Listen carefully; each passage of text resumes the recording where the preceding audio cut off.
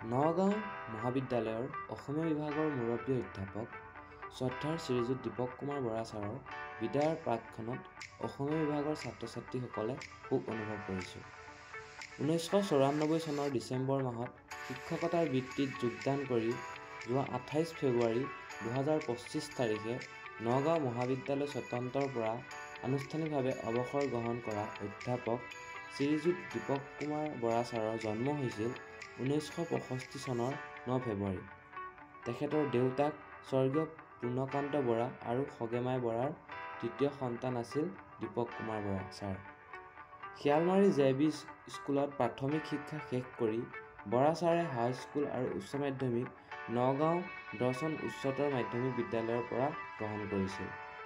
নগাঁও মহাবিদ্যালয় আৰু গুৱাহাটী বিশ্ববিদ্যালয়ৰ পৰা ক্ৰমে স্নাতক আৰু স্নাতকোত্তৰ ডিগ্ৰী লাভ কৰিছিল।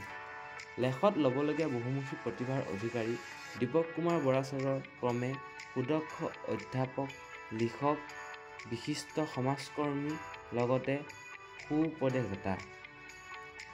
তেখেতৰ বিদায় আমাৰ ছাত্ৰ ছাত্ৰীসকলৰ বাবে খন্তেকীয়াহে।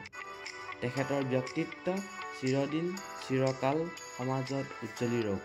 শেষত দীপক কুমাৰ বৰা ছাৰৰ চৰণত সেৱা আৰু তেখেতৰ সুস্বাস্থ্য আৰু দীৰ্ঘায়ু কামনা কৰিছোঁ। ধন্যবাদ।